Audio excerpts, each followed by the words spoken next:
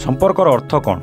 संपर्क तो अनेक अच्छी किंतु किछि संपर्क जन्म पूर्वर तैयारी होता है। अब आपण जन्म हो भूई रे पड़ू पड़ू जन्म पूर्वर तैयारी होइतिबा से संपर्क को आपण जानि नियंती। जेमिति प्रथमे माँ और बापा को चिन्हती और तापरे जेजेमा जेजेबापा दादा खुड़ी भाई भौणी ए समस्त को चिन्हती। एसबू संपर्क आगुरी फिक्स हो सारी थाए किंतु किछि संपर्क ए दुनिया को आसीबा परे तैयारी होता है जहाँ को भगवान का आशीर्वाद बोली कहा जाए।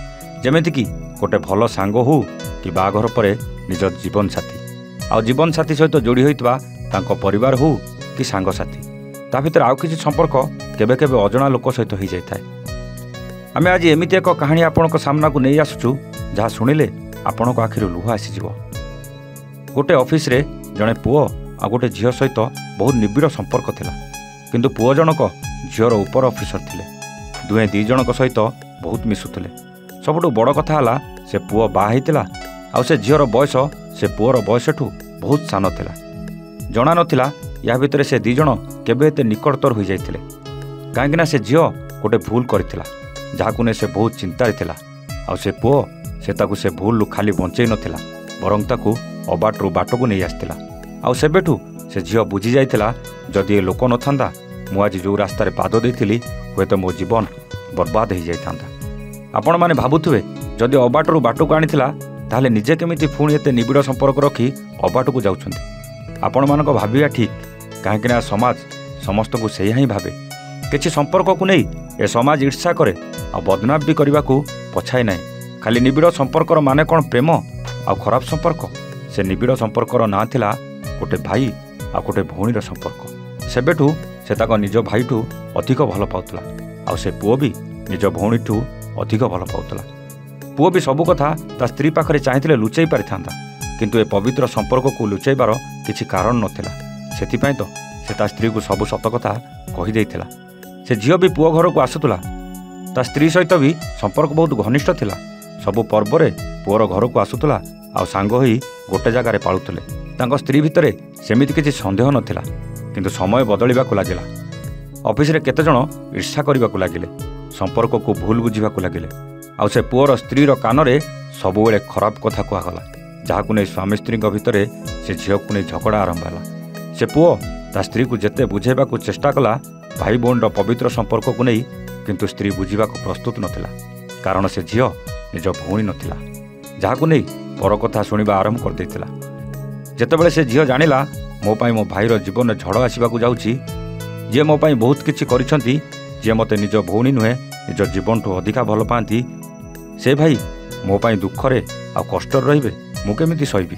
परदिन सकाळ 10टा बाजी 11टा बाजिला हेले से झील ऑफिस आसिलानी। एपटे पुओ व्यस्त ही जेते फोन लगैले भी फोन स्विच ऑफ थिला।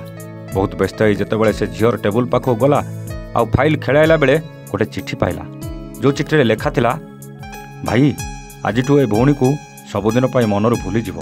मु जानिछि तम पाई बहुत कष्टदायक हेबो जेतिकी कष्ट तुमको मु छाड़ी जीवा परे मते होउछि ताठू केते गुणा कष्ट तुमको हेबो किंतु से कष्ट को सही धीरे धीरे मते भूली जीव। जदि केबे भगवान को आशीर्वाद थिबो पुणी थरे देखा हेबो नले मु सबुदिन पाई दूरेई जाउछि। ए समाज खाली कुहे समस्त को माँ और भौणी भलिया देख किंतु काहाकू माँ और भौणी भली जदि देखिबो ए समाज ताको भूल बुझिबो।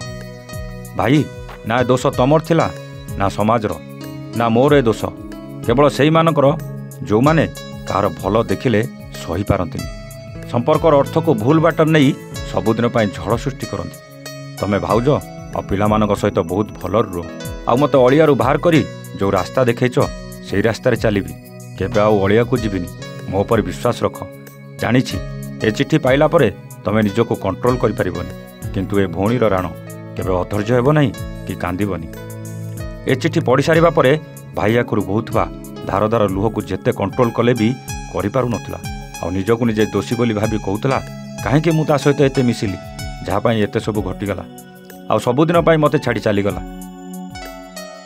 सतरे ए समाज कौन खाली गोटे पाप संपर्क को जानिछि तांको आखिरे कौन ए पवित्र संपर्क किछि नुहे।